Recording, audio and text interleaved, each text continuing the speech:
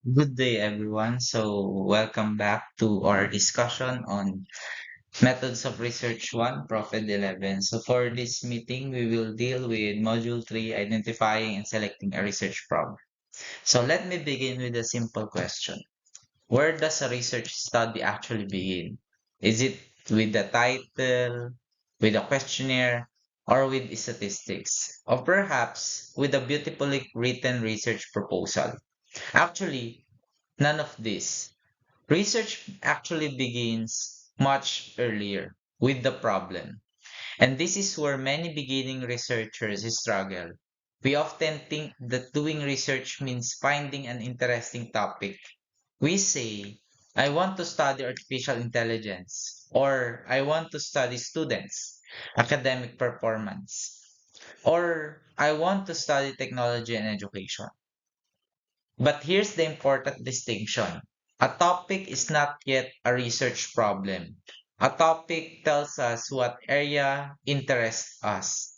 A research problem tells us what needs to be understood, examined, explained, or addressed.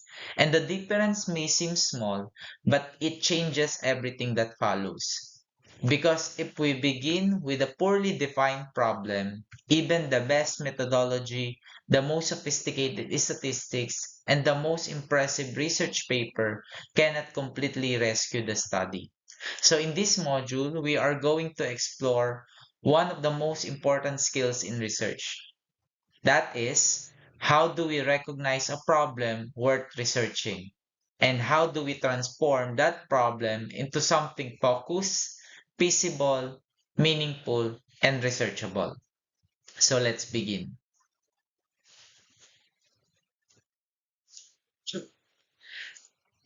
Research is often described as a systematic process, and that's true. But before the systematic process begins, there is something very human behind it: curiosity. A teacher notices that some students consistently struggle with reading. A student notices that classmates use AI tools differently. Or a school administrator observes a recurring problem in classroom management. A researcher reads several studies and realizes that something remains unanswered. These moments are important because research problems rarely appear out of nowhere. They emerge from what we experience, observe, read, question, and care about. The challenge is that not every problem we encounter should automatically become a research problem. Some problems are too broad, some are too difficult to investigate, and some do not have accessible data. Also, some may already have sufficient answers, and some may be interesting but not particularly meaningful in the context where we intend to study them. Identifying a research problem is really an exercise in judgment. We need to ask, is this problem important? Can I actually investigate it? Can I define it clearly? And perhaps, most importantly, will studying this problem contribute something useful? That is what this module is designed to help you understand. By the end of this module, I want you to be able to do four things. First, identify potential sources of research problems. Second, evaluate or apply criteria in considering relevance, visibility, and clarity to evaluate research problems. And third, narrow broad topics into focused researchable problems. And lastly, select a research problem that is feasible and meaningful.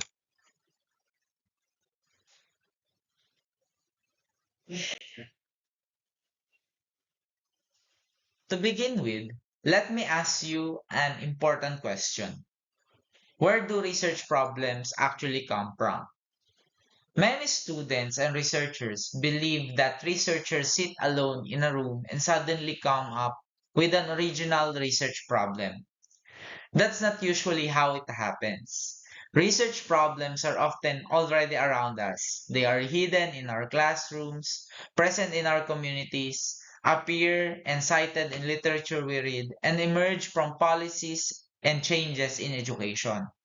And sometimes they come from problems we personally experience.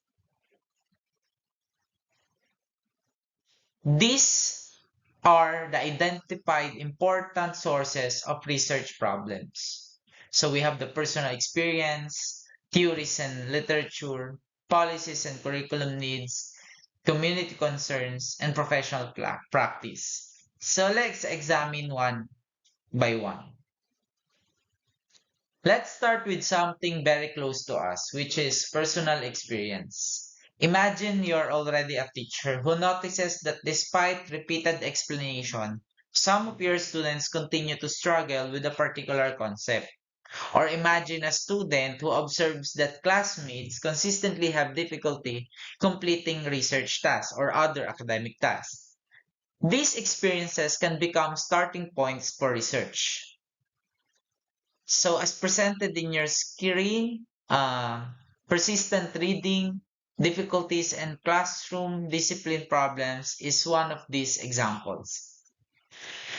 Considering personal experiences, we have an important warning. Personal experience is indeed a starting point, not automatically evidence of a research problem. Not because we experience something, it means that our explanation of it is correct. For example, a teacher might say, my students are struggling because they are not motivated. That is just an assumption. Research begins when we move beyond the assumption and ask, what is actually happening? What factors are associated with the difficulty? How common is this? What conditions surround it? What interventions might help? This is where personal experience becomes powerful. It gives us the initial spark. Research then gives us the tools to investigate that spark systematically. The second source is theories and literature. This is where research becomes a conversation. When you read books, journal articles, theses, and previous studies, you are not simply collecting information. You are listening to what other researchers have already discovered. And sometimes what they have discovered leads you to another question. Perhaps two studies produce contradictory findings. Or perhaps a particular population has not yet been studied. Or a variable has been examined in one context but not another. Or lastly, researchers themselves recommend that a particular question needs further investigation. These are all opportunities. A research problem can emerge from a gap, contradiction, or an unanswered question in existing knowledge. Think it about this way. A literature review is not merely asking what has already been studied, but the stronger question is, after everything that has been studied, what still remains uncertain? That uncertainty can become the doorway to your research problem. Another source of research problems is policy and curriculum needs. Education does not remain static. In fact, in the level of the Department of Education, we are experiencing several changes in the curriculum and policies. Policies change, curricula are revised, new directives are introduced, new priorities emerge, and whenever something changes, questions eventually naturally follow. So, for example, what happens when a new curriculum is implemented? Are teachers prepared for it? How students respond? Or what challenges emerge during implementation? Or even, are the intended outcomes being achieved? These questions can lead to meaningful research. This is important because research should not exist in isolation from the educational system. A policy may look effective on paper, but implementation happens in real classrooms with real teachers, real students, limited resources, and real challenges. And sometimes, research helps us understand the difference between what a policy intends to accomplish and what actually happens in practice. That difference can be a very valuable research problem.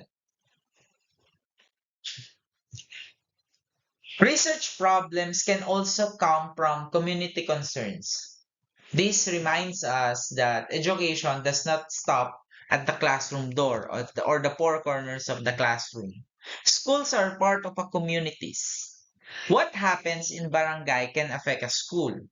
What happens to learners can eventually affect the wider community. Perhaps a locality experiences challenges related to access to education. Or perhaps students have limited access to learning resources.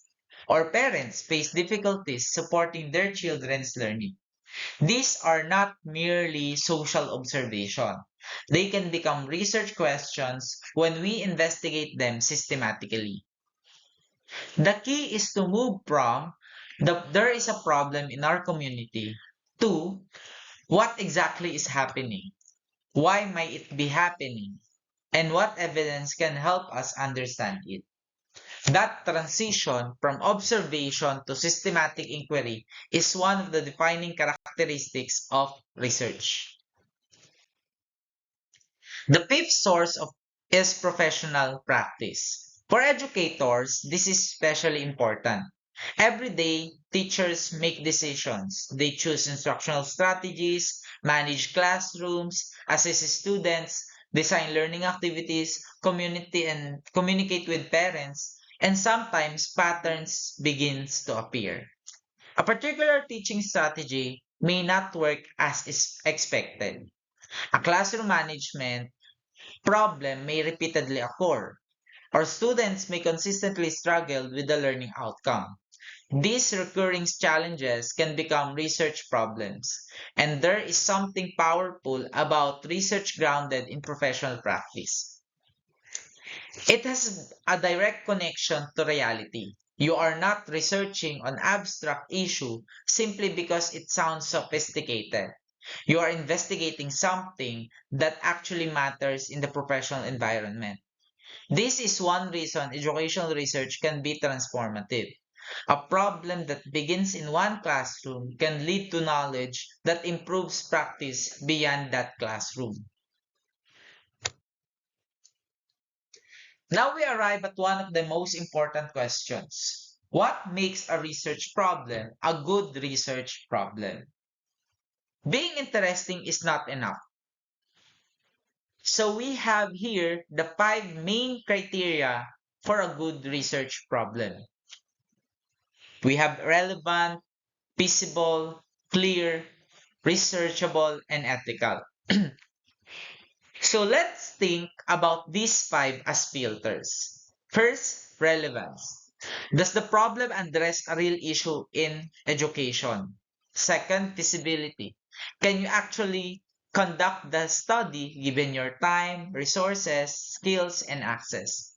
Third, clarity. Can another person understand exactly what you intend to investigate? Fourth, researchability.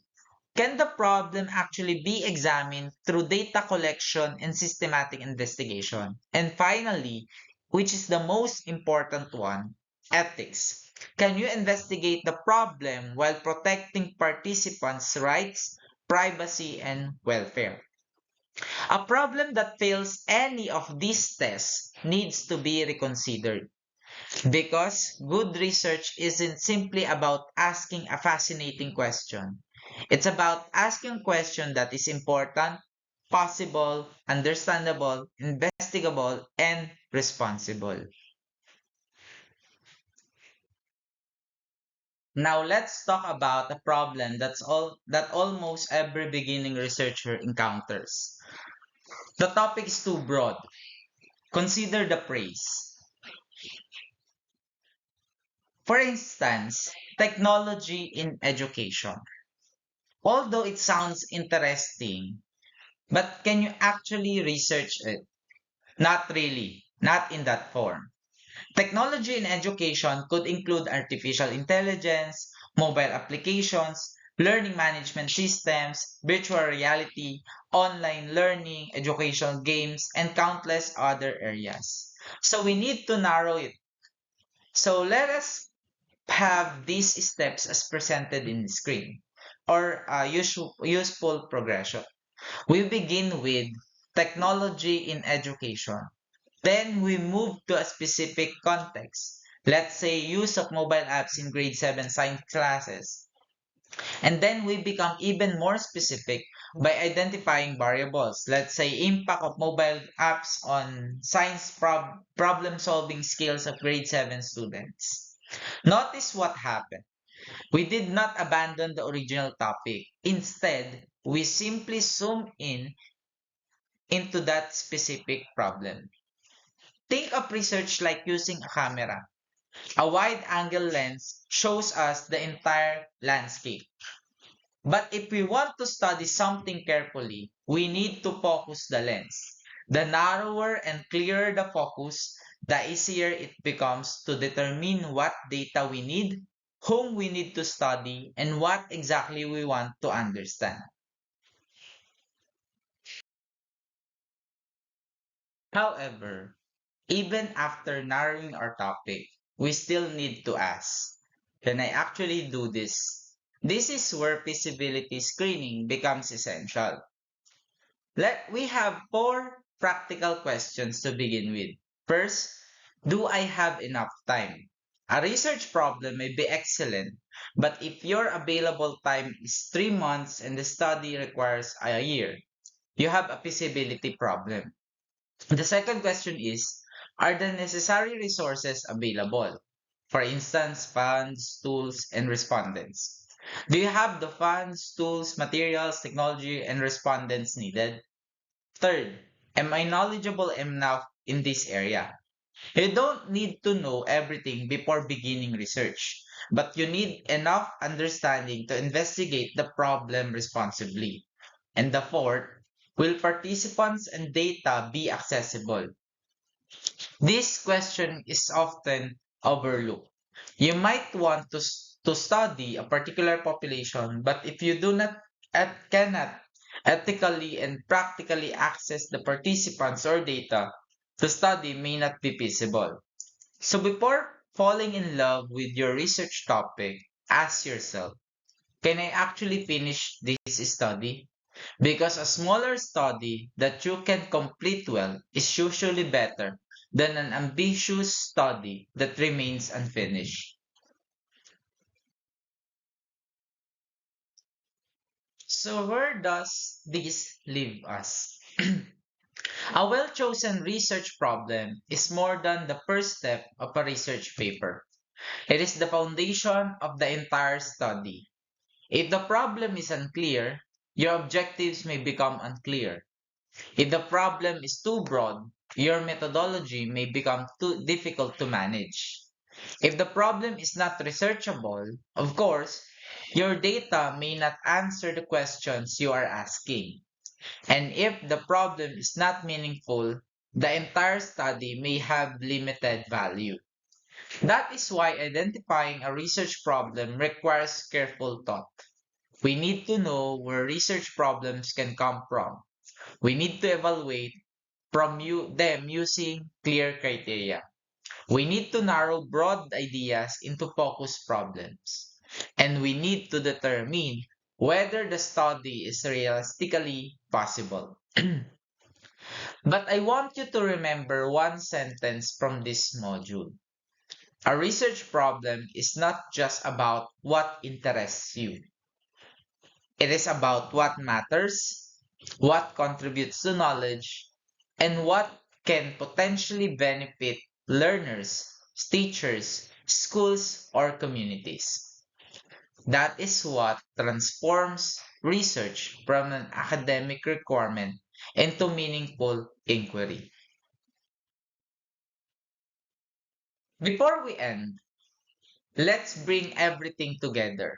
There are four ideas I want you to carry with you. First, research problems can come from many places. They can emerge from personal experiences, literature, policies, professional practice, and even community needs. So don't wait for a research problem to magically appear. Learn to recognize them. Second, a good research problem must meet important criteria. It should be relevant, feasible, clear, researchable, and ethical. These criteria helps us separate an interesting idea from a viable research problem. Third, broad topics need to be narrowed. Start with the general area. Identify the context. Then determine the specific variables, population, or phenomena you want to investigate. And lastly, always screen for feasibility.